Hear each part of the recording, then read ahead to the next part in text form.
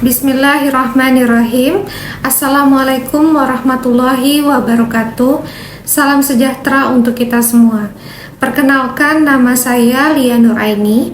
Saya merupakan dosen di program studi Ilmu Hukum Fakultas Ilmu Sosial dan Ilmu Politik Universitas Maritim Raja Ali Haji.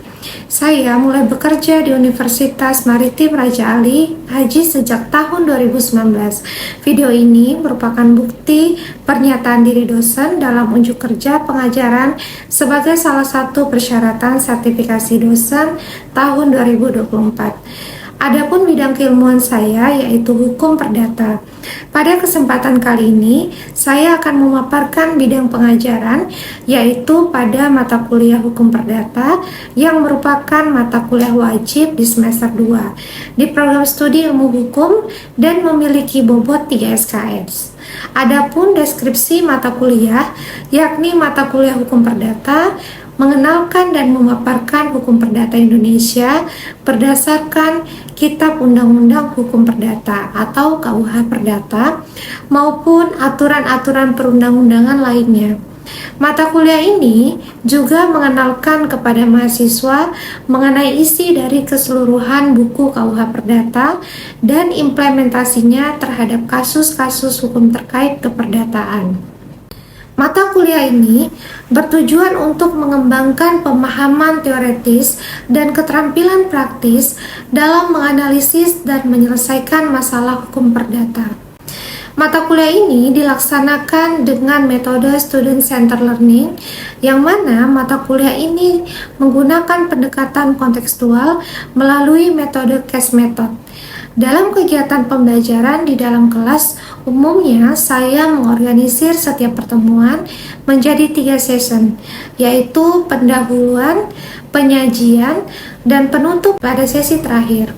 Saya biasanya mengalokasikan sekitar lebih kurang 5 menit untuk pembukaan atau pendahuluan, menyapa mahasiswa agar menarik perhatian mahasiswa dan memastikan bahwa mereka siap untuk menerima materi dan juga meminta beberapa orang mahasiswa untuk mereview pertemuan sebelumnya.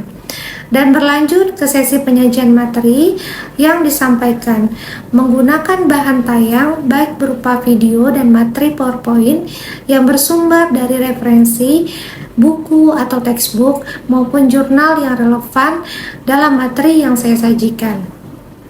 Terakhir, pada sesi penutup, mahasiswa diminta untuk menjawab pertanyaan terkait materi yang telah disampaikan untuk sebagai bahan evaluasi pertemuan saat itu dalam rangka memastikan bahwa learning outcomes tercapai dan mahasiswa memahami rencana tindak lanjut untuk pertemuan berikutnya.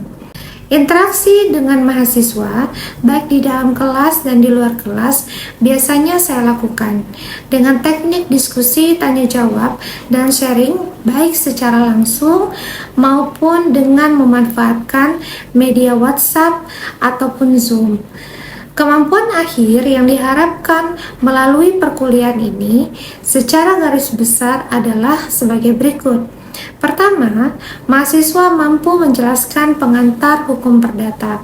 Kedua, mahasiswa mampu menjelaskan sejarah hukum perdata. Ketiga, mahasiswa mampu menjelaskan sumber hukum perdata. Keempat, mahasiswa mampu menjelaskan tentang subjek hukum perdata. Kelima, mahasiswa mampu menjelaskan tentang hukum domisili dan catatan sipil. Keenam, mahasiswa mampu menjelaskan tentang hukum benda. 7.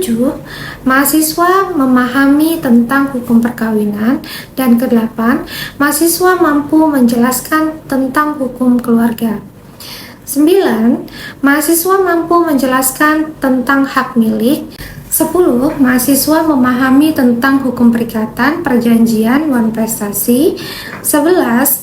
Mahasiswa memahami tentang perbuatan melawan hukum dalam konsep perdata. 12. Mahasiswa mampu memahami tentang konsep hukum jaminan kebendaan. 13. Mahasiswa mampu memahami tentang hukum waris. Adapun garis besar perkuliahan ini adalah pengertian hukum perdata, keanekaragaman hukum perdata, sejarah Kitab Undang-Undang Hukum Perdata di Indonesia, berlakunya KUH Perdata di Indonesia, sejarah hukum perdata dan subjek hukum perdata, hukum orang, hukum benda, hukum keluarga, hak milik, hukum perkawinan, hukum perikatan, hukum pembuktian dan daluarsa, hukum jaminan, hukum waris. Referensi perkuliahan saya ambil dari buku Munir Fuadi, Konsep Hukum Perdata. Salim HS, Pengantar Hukum Perdata Tertulis atau BW. Asyadi Zaini, Hukum Keperdataan Jilid ketiga. Ridwan Syahrani, Seluk-Beluk dan Asas-asas Hukum Perdata. Dan adapun penilaian proses dan hasil belajar mahasiswa, saya menggunakan pendekatan yaitu assessment of learning yang meliputi penilaian sesuatu seperti ujian akhir semester. Adapun bobot penilaian yang saya lakukan berbasis evaluasi penilaian. Saya lakukan yakni dengan rincian aktivitas partisipatif 5%, basis evaluasi penilaian hasil case method 25%, basis evaluasi penilaian kognitif atau tugas 10% dan kuis 10%, serta ujian tengah semester 25% dan UAS 25%. Assalamualaikum warahmatullahi wabarakatuh. Waalaikumsalam warahmatullahi wabarakatuh. Apa kabar semuanya? Baik, Bu. Di pagi hari ini kalian udah pada sarapan belum? Sudah. Nah, alhamdulillah. Jadi kalian bisa fokus untuk mendengarkan materi yang akan Ibu sampaikan pada pagi hari ini. Tapi sebelum Ibu masuk ke materi inti, di pertemuan kali ini Ibu mau presensi dulu ya. Marcel, Rizka, Arianda Taru. Baik, untuk sebelum kita masuk ke inti dari materi, seperti biasa di pertemuan-pertemuan sebelumnya, pasti Ibu akan menanyakan kepada kalian review pertemuan minggu lalu. Minggu lalu kita bahas tentang apa? Tentang perjanjian perikatan. Nah, udah pada nyatat kemarin minggu lalu. Silahkan yang bisa mereview perkuliahan angkat tangan. Oke, silakan Marcel. Oke, pada pertemuan sebelumnya kita mempelajari tentang perjanjian atau perikatan atau bisa disebut dengan kontrak law. Perjanjian atau perikatan terdapat di KUH Per buku ketiga di dalam pasal 1313 KUH Per. Perjanjian antara suatu perbuatan dengan mana satu orang atau lebih mengikatkan dirinya terhadap orang lain atau lebih. Baik, terima kasih Marcel. Nah, kita beri applause untuk Marcel. Nah, tadi dibilang Marcel bahwa itu masuk pada perjanjian. Dan juga tadi ada definisi perjanjian sebagaimana terdapat di pasal 1313 KUH Perdata. Di sini semua kalian sudah pegang KUH Perdatanya kan? Nah, di situ ada definisi dari perjanjian, bahwa perjanjian itu harus ada berapa pihak? Harus ada dua belah pihak. Dan perjanjian itu mengikat bagi para pihak. Ibu pernah sampaikan ke kalian bahwa kalau kita bicara perdata, maka dua saja gendangnya. Kalau tidak wan prestasi, kalau tidak perbuatan melawan hukum. Nah, yang berikutnya kita akan mempelajari tentang perbuatan melawan hukum. Jadi di pertemuan kali ini kita bahas tentang itu. Nah, di pertemuan ke-12 ini, materi yang Ibu angkat perbuatan melawan hukum, dan adapun capaian pembelajaran pada perkuliahan kali ini, ada dua yang ingin Ibu capai, yakni pertama, mahasiswa mampu menjelaskan konsep perbuatan melawan hukum dalam konteks hukum perdata. Dan yang kedua, mahasiswa mampu menjelaskan perbedaan antara wan prestasi dengan perbuatan melawan hukum. Sebelum Ibu lanjut ke materi intinya lagi, Ibu akan memutarkan sebuah video. Tolong disimak dan diperhatikan baik-baik. Kemudian Ibu akan minta tanggapan kalian terhadap video tersebut. Saudara, limbah pantai di Pulau Bintan, Kepulauan Riau tercemar limbah minyak hitam yang diduga berasal dari kapal asing. Pencemaran mengakibatkan sektor wisata pantai jadi terganggu, juga membuat berkurangnya tangkapan ikan nelayan. Nah, setelah tadi kalian menyaksikan video dari Kompas TV yang baru saya putar, Ibu pengen dengar tanggapan dari kalian mengenai video tersebut. Silakan di sini ada yang bisa berpendapat, berkomentar terkait video tersebut.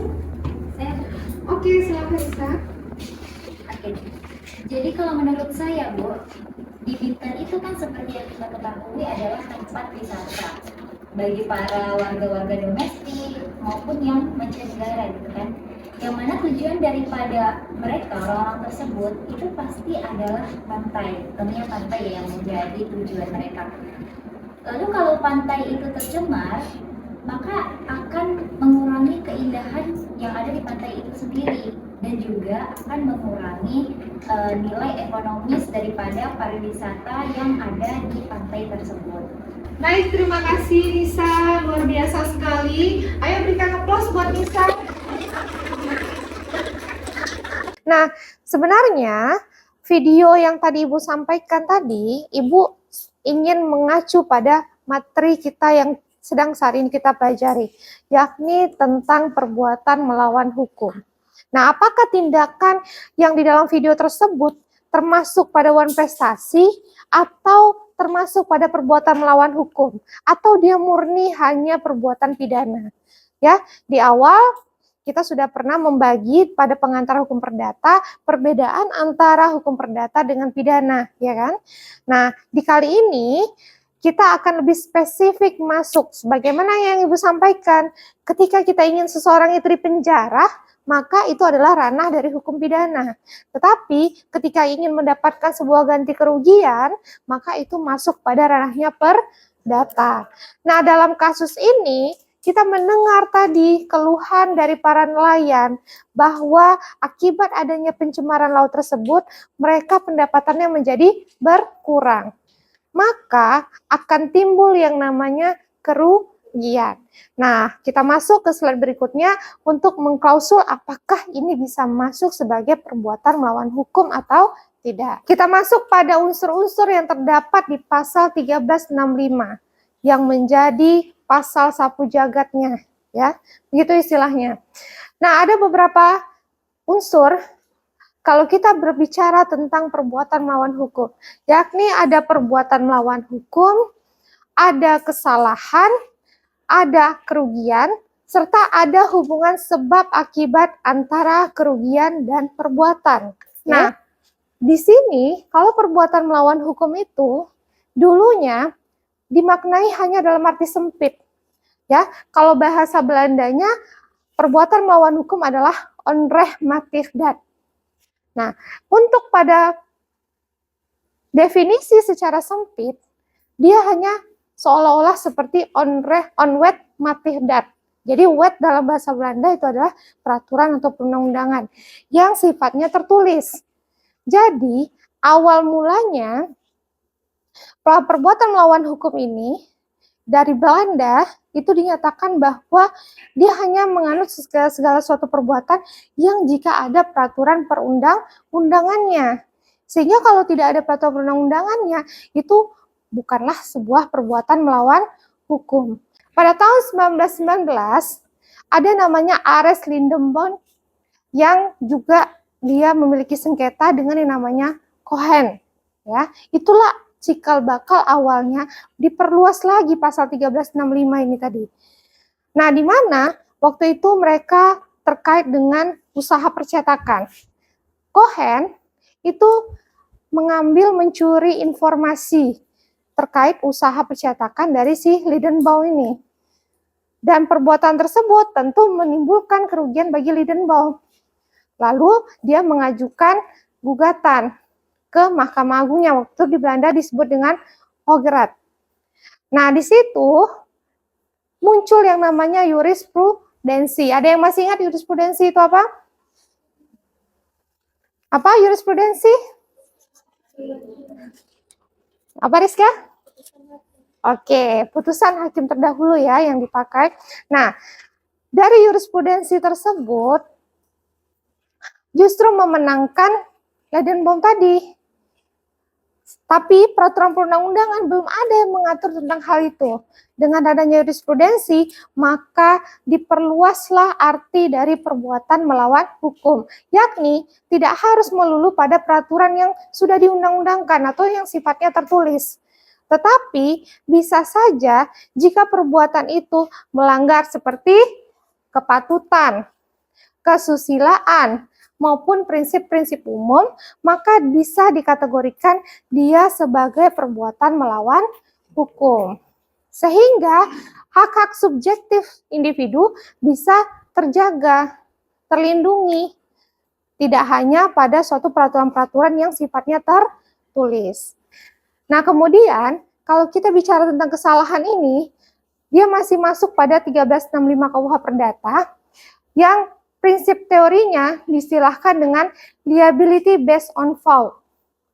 Unsur ini, kenapa? Karena adanya sebuah kesalahan. Nah, kesalahan tersebut menuntut bagi ganti rugi dan beban pembuktian kepada pihak yang yakni tergugat atau istilahnya pihak yang menjadi korban. Nah, itu sangat tidak adil rasanya ya kalau hanya mengacu pada hal ini. Kemudian tidak semua keadaan itu bisa dikategorikan sebuah kesalahan sehingga bisa diajukan gugatan.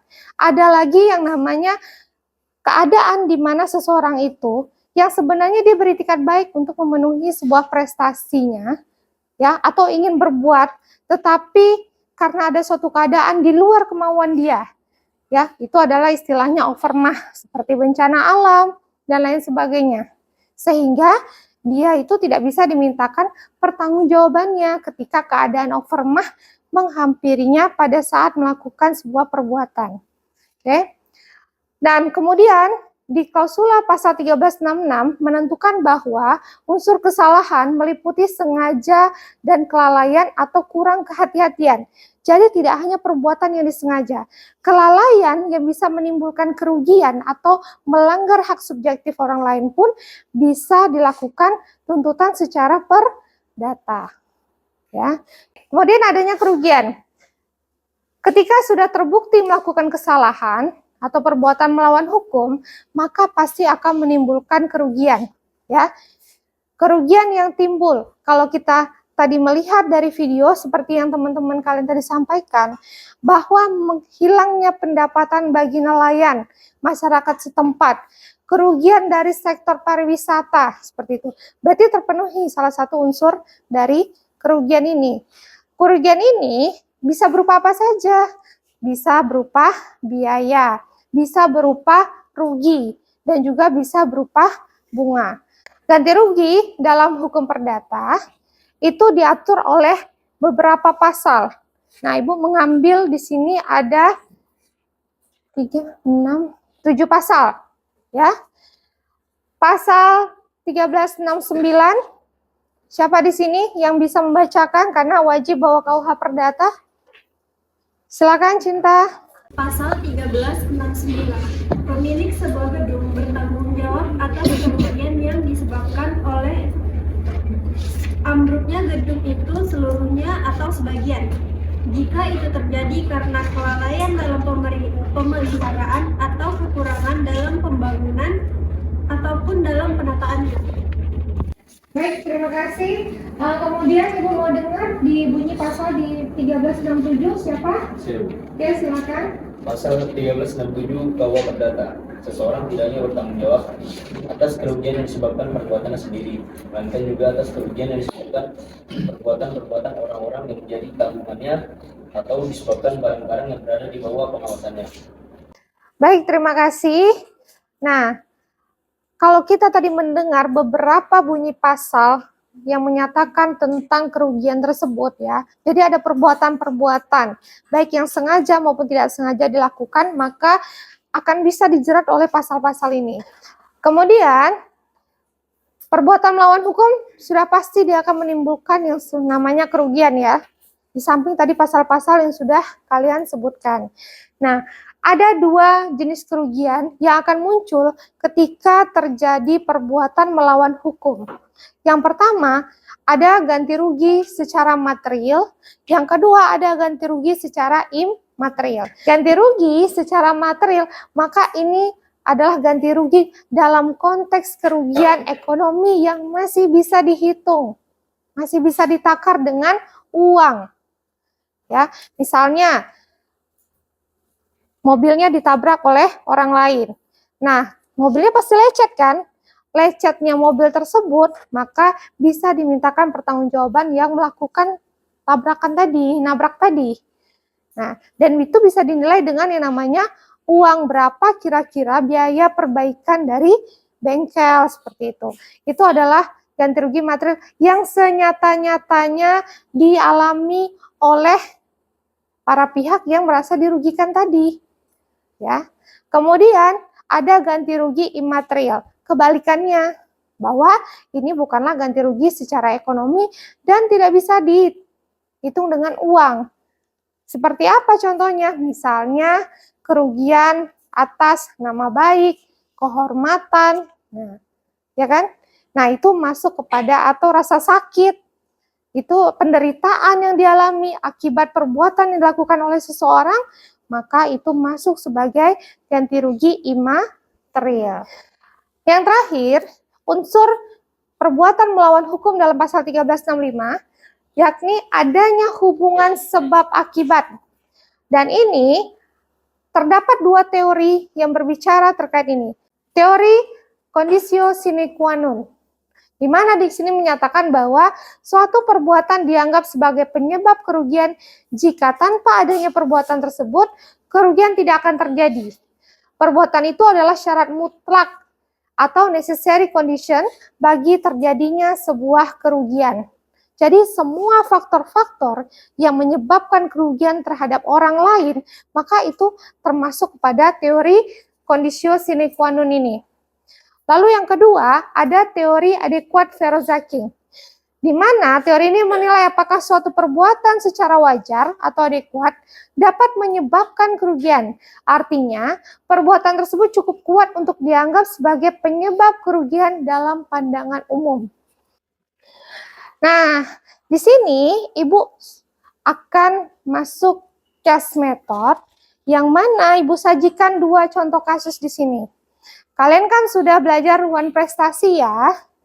Nah, jadi Ibu pengen mau flashback kalian kembali, bisa nggak dari apa yang Ibu paparkan tadi, kalian sudah bisa menentukan ini kasus perdata one prestasi atau perdata perbuatan melawan hukum atau kita singkat PMH. Yang mana masing-masing kelompok itu harus menjelaskan secara substansi apakah pertama ini adalah kasus perbuatan melawan hukum atau one prestasi. Kemudian kalian harus bisa mengklasifikasikan apa-apa saja sih yang menjadi kerugian dari para pihak dalam kasus tersebut. Silakan Ibu berikan kalian waktu selama 15 menit. Oke?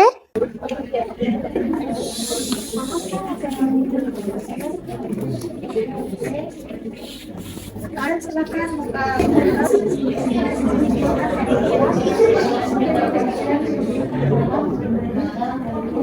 Silakan siapa yang mau ke depan?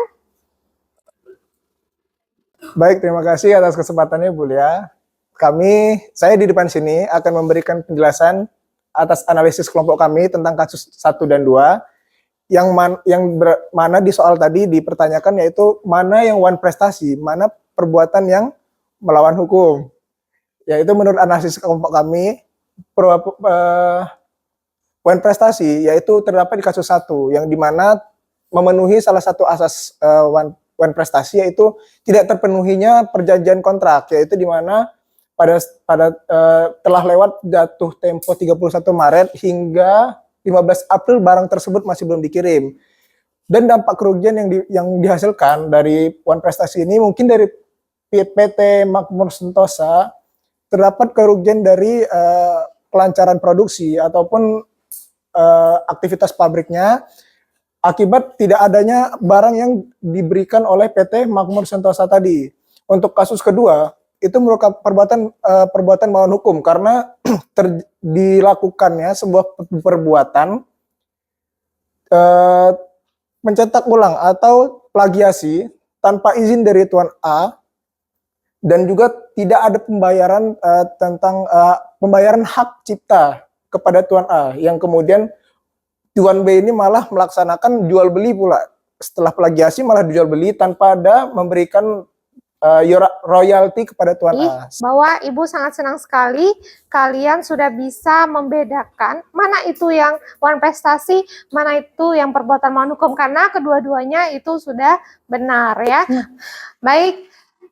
Nah, setelah Ibu sudah menerangkan kepada kalian materi tentang perbuatan melawan hukum, di akhir sesi ini Ibu akan merangkum apa saja dari awal sampai akhir tadi yang sudah Ibu jelaskan, yakni bahwa definisi perbuatan melawan hukum itu tercantum di dalam pasal 1365 KUH Perdata, di mana ada beberapa unsur yang terkait pada pasal tersebut, yakni pada tentang bahwa itu merupakan perbuatan melawan hukum, baik yang disengaja maupun karena kelalaian. Kemudian adanya apa? Adanya sebuah kesalahan. Kemudian ada kerugian. Dan yang terakhir ada hubungan sebab dan akibat. Nah, itu adalah salah satu unsur yang terdapat di pasal 1365 KUH Perdata. Dan juga mengenai perbuatan melawan hukum ini tadi itu berbeda dengan wan prestasi. Perbedaan yang paling mendasar adalah wan prestasi itu terkait dengan sebuah kontrak ataupun perjanjian. Sedangkan perbuatan melawan hukum adalah sesuatu yang dilanggar akibat atau terlanggarnya hak hukum ya, atau hak subjektif orang lain di sana, dan juga bisa terkait secara luas mengenai kesusilaan maupun kepatutan serta prinsip-prinsip umum. Nah, sampai di sini apakah sudah jelas semuanya? Apakah ada pertanyaan? Tidak ada? Baik. Di penutup pertemuan kali ini, untuk sebagai bahan evaluasi mengenai kepemahaman kalian atas materi yang barusan Ibu sampaikan, kita main quizzes ya. Oke, Ibu akan share linknya, silakan kalian join.